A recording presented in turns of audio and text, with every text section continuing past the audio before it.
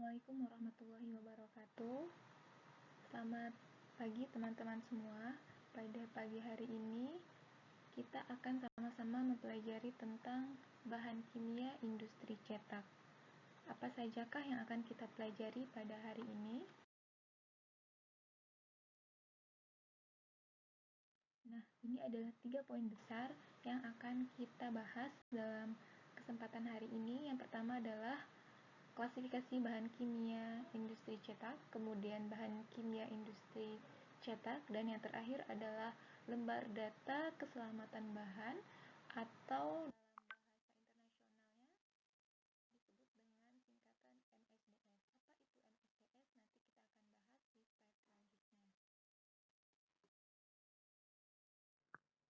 Oke, kita awali dengan introduction dulu terkait dengan apa sih bahan kimia. Nah, teman-teman sudah mempelajari apa itu kimia ya, terutama kimia terapan di semester-semester awal, bahwa saya mengingatkan bahwa kimia itu kan merupakan senyawa dari beberapa unsur. Nah, di sini ternyata kita tidak akan terlepas yang namanya dari bahan kimia.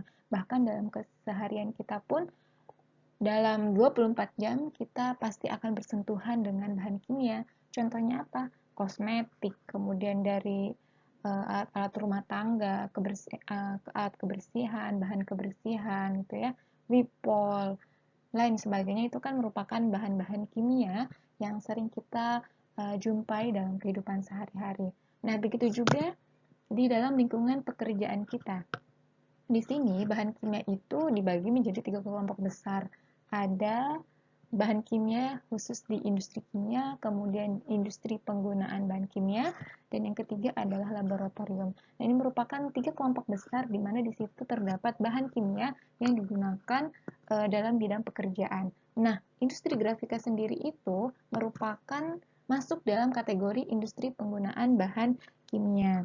Jadi, industri pengguna bahan kimia itu adalah industri yang menggunakan bahan kimia sebagai bahan pembantu dalam proses pekerjaannya. Contohnya ya seperti industri tekstil, kulit, kertas, pelapisan listrik, pengolahan logam, obat-obatan, dan lain sebagainya. Nah, teman-teman, bahaya bahan kimia ini juga berpengaruh terhadap kesehatan dan keselamatan kerja. Nah, ada 2 pengaruh ya dari bahan kimia ini. Yang pertama adalah bahaya fisik dan bahaya terhadap kesehatan. Nah, ini teman-teman yang perlu kita ingat bahwa bahaya kimia yang sering kita nanti temukan di dalam pekerjaan itu ada 2 ya, fisik dan kesehatan atau health hazard. Nah, bahaya fisik itu apa? Yaitu bahaya kimia yang dapat menyebabkan peledakan, kebakaran karena reaksi kimia yang hebat. Jadi kalau bahaya fisik itu benar-benar langsung kita lihat, langsung kita menyaksikan dampak dari bahaya bahan kimia tersebut. Adanya peledakan, kebakaran, dan lain sebagainya.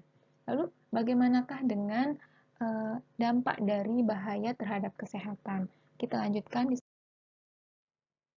ini merupakan bahaya fisik bahan kimia ya.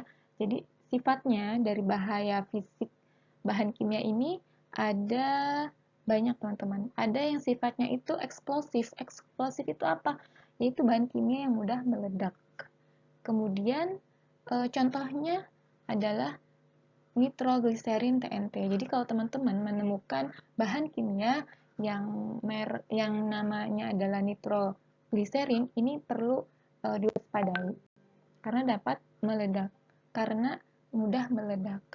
Jadi eksplosif itu apa sih? Yaitu dapat meledak pada suhu dan tekanan tinggi. Selain eksplosif, ada juga yang bisa menyebabkan kebakaran. Contohnya adalah di borane. Dia itu akan dapat menyala spontan pada suhu kurang dari 54 derajat Celcius. Kemudian yang ketiga adalah flammable atau mudah terbakar. Jadi dia mudah menyala. Contohnya adalah toluen. Nah, toluen ini merupakan bahan kimia yang sering dijumpai di grafika, di industri grafika. Dia adalah pelarut ya, pelarut organik. Kemudian ada pembakaran. Ada oxidizer, dapat menyebabkan atau menunjang kebakaran pada zat kimia lain. Kemudian ada yang sifatnya adalah bahaya kimia yang reaktif. Jadi dapat menimbulkan gas yang mudah terbakar bila kontak dengan air. Kemudian juga ada yang sifatnya reaktif asam, reaktif. dapat menimbulkan gas yang mudah terbakar atau beracun bila kontak dengan asam. Nah, ini teman-teman yang perlu kita cermati ketika menemukan bahan kimia dalam lingkungan kehidupan kita, terutama Nah, ini teman-teman, bahaya terhadap kesehatan. Contoh bahaya terhadap kesehatan itu apa? Itu merupakan bahan kimia yang dapat menyebabkan penyakit atau luka jika dihirup, ditelan, atau disentuh. Nah, ini teman-teman sudah sangat jelas ya, di sini ada sifat atau dampak penyakit. Contohnya ketika sifatnya itu iritator gitu ya, menyebabkan iritasi, contohnya adalah gas SO2, kemudian kalau yang korosif itu contohnya fenol, asam sulfat, asam kromat, asam klorida, dan natrium hidroksida. Kemudian yang bisa menyebabkan alergi adalah nikel, asam format. Kemudian yang bisa menyerang organ tubuh secara spesifik itu contohnya adalah tetrakloretan dan silikat. Kemudian yang bisa menyebabkan gangguan reproduksi adalah timbal, PCB. Kemudian yang bisa menyebabkan kanker adalah nikotin. Nah, itu merupakan bahaya kimia yang bisa menimbulkan bahaya terhadap kesehatannya, bisa menyebabkan penyakit atau luka apabila bisa dihirup, ditelan ataupun merupakan masuknya bahan kimia dalam tubuh. Jadi punya caranya masing-masing ya bagaimana bahan kimia itu masuk ke dalam tubuh. Ada yang namanya jalur pajanan atau exposure route. Di sini tergantung teman-teman, bahan kimianya ini sifatnya uap atau bentuknya ini cairan. Kalau yang uap itu bisa masuk melalui mata, kemudian bisa melalui inhalasi, pernafasan. Kemudian yang cairan ini bisa juga tertelan juga, dan bisa juga absorpsi kulit. Jadi dia kontak skin atau kontak melalui kulit. Jadi teman-teman harus mengetahui bagaimana sih kimia ini masuk ke dalam tubuh kita. Kalau kita sudah tahu bahan kimia itu bisa masuk ke dalam tubuh kita dengan cara-cara seperti itu, maka kita akan lebih waspada, lebih hati-hati, sehingga bahan kimia itu tidak masuk ke dalam tubuh kita. Nah, di sini ada tingkat bahaya kimia, ada 3 istilah, ada toksisitas, kemudian ada dosis, yang ketiga adalah respon individu. Nah, toksisitas itu apa? Toksisitas merupakan tingkat daya racun dari suatu zat kimia. Jadi, racun zat kimia itu ada tingkatannya, tidak semuanya bisa menimbulkan kematian dan lain sebagainya. Yang kedua adalah dosis, yaitu paparan konsentrasi zat kimia diam lamanya pemaparan zat kimia. Jadi paparannya tuh paparan konsentrasi zat kimia itu seberapa gitu ya, yang bisa masuk ke dalam tubuh gitu. Terus yang ketiga adalah respon individu.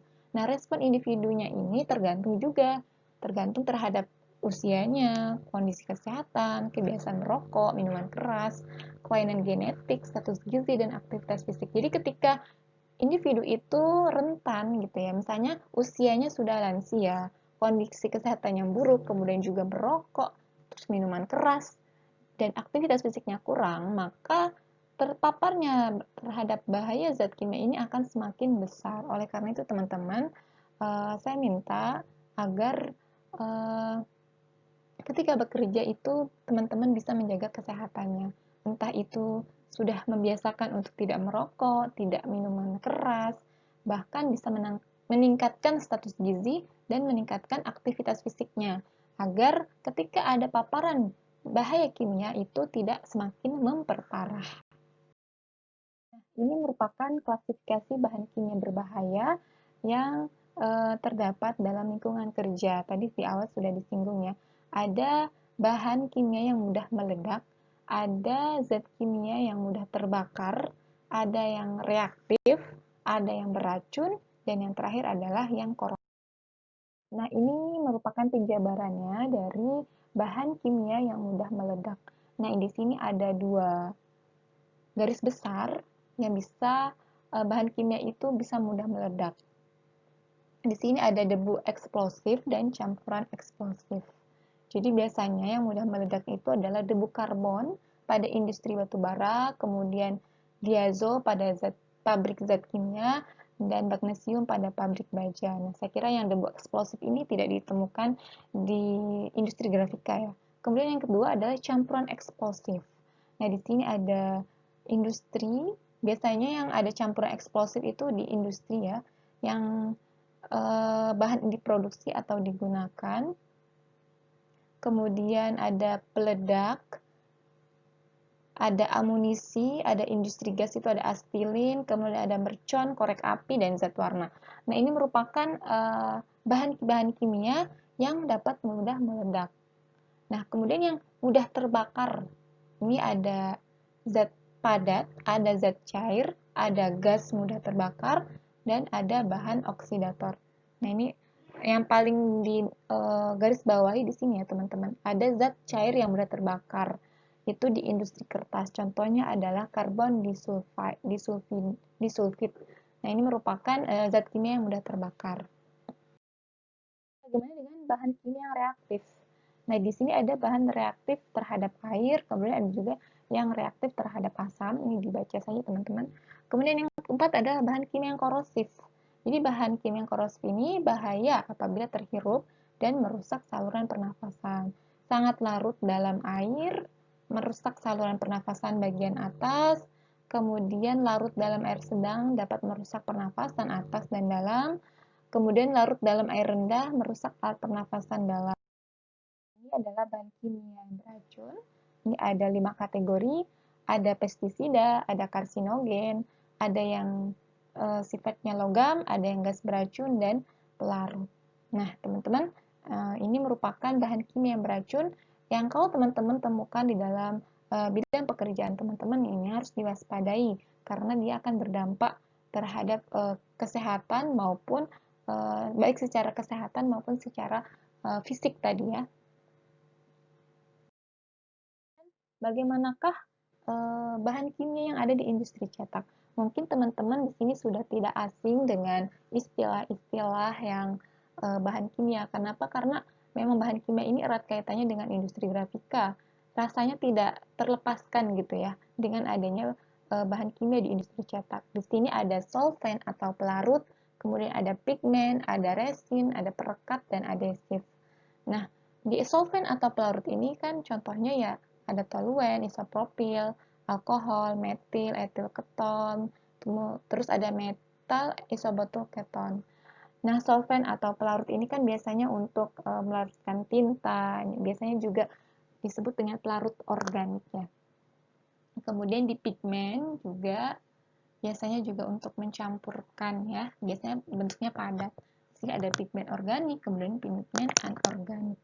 Kemudian juga ada resin, ada yang base-nya adalah oil, kemudian ada minyak kedelai dan lain sebagainya. Kemudian terakhir adalah perekat atau adhesif. Nah, ini mungkin teman-teman sering temukan di finishing atau pasca cetak. Nah, teman-teman, saya harapkan teman-teman di sini sudah sangat memahami apa itu solvent, apa itu pigmen, apa itu resin, ada apa itu perekat atau adhesif. Saya kira teman-teman sudah mendapatkan materi tentang keempat bahan kimia ini. Nanti saya akan memberikan tugas ke teman-teman semua. Di sini tugasnya adalah teman-teman mampu mengidentifikasi pengertian dari keempat bahan kimia ini. Kemudian teman-teman setelah mengetahui definisi, fungsinya untuk apa. Kemudian yang ketiga adalah teman-teman membuat MSDS-nya. Apa itu MSDS? Nanti saya jelaskan setelah ini. Teman-teman harus mampu menemukan apa itu MSDS dari setiap komponen ini. Kemudian di situ juga saya harapkan teman-teman bisa mengetahui dampaknya terhadap kesehatan seperti apa dan cara penyimpanan atau penggunaan dari bahan kimia tersebut. Lebih jelasnya nanti saya akan jelaskan di grup WA.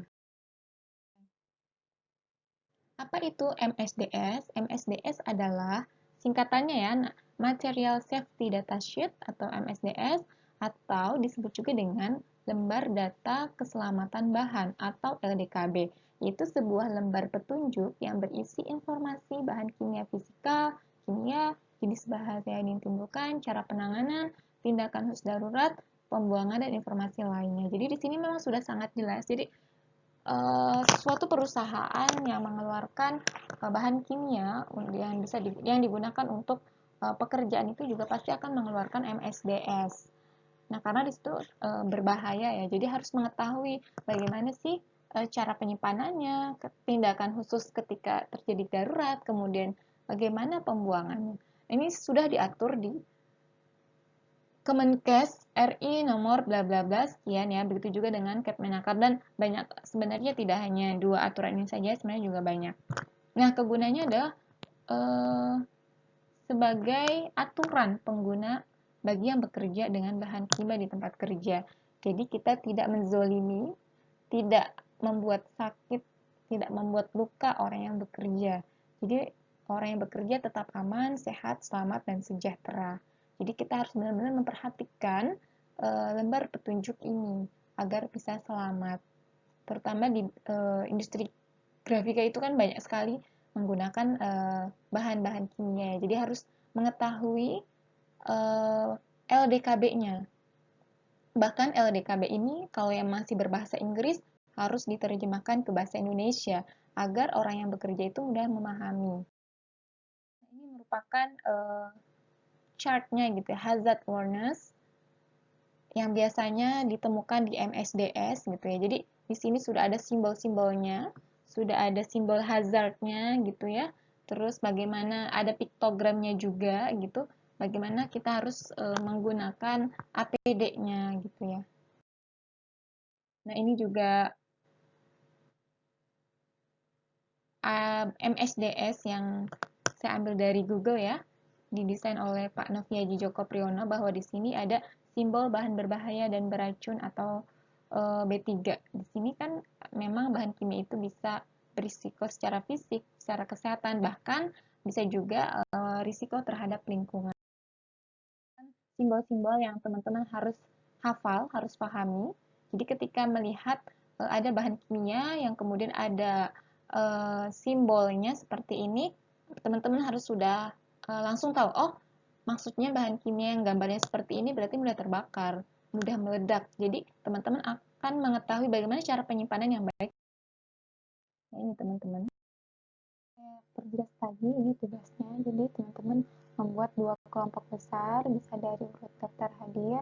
Kemudian teman-teman mendiskusikan pada hari ini. Yang terakhir adalah teman-teman akan mempresentasikan hasil diskusinya pekan depan. Jadi yang kelompok pertama, teman-teman harus menjelaskan apa itu definisi dan fungsi dari solvent atau pelarut dan pigmen dalam industri grafika. Kemudian teman-teman mencari MSDS-nya dari solvent atau pelarut ini. Misalnya salah satu contoh saja, misalnya mencari MSDS dari metil etil keton. Teman-teman cari, kemudian nanti teman-teman bisa menampilkannya dan bisa menjelaskannya. Yang ketiga, teman-teman harus tahu bagaimana sih cara penyimpanan bahan kimia tersebut. Kalau misalnya sangat banyak, bisa salah satunya. Kemudian yang keempat adalah dampaknya bagi kesehatan. Begitu juga untuk kelompok 2. Kalau kelompok 2 itu spesifik ke resin dan adesif atau perekat. Tapi pertanyaannya hampir sama, cari MSDS-nya, kemudian cara penyimpanannya, dan dampaknya bagi kesehatan. Nah itu teman-teman, sampai jumpa di pertemuan selanjutnya, kita akan sama-sama mendiskusikan tentang tugas ini di pekan depan. Cukup sekian dari saya, Assalamualaikum warahmatullahi wabarakatuh.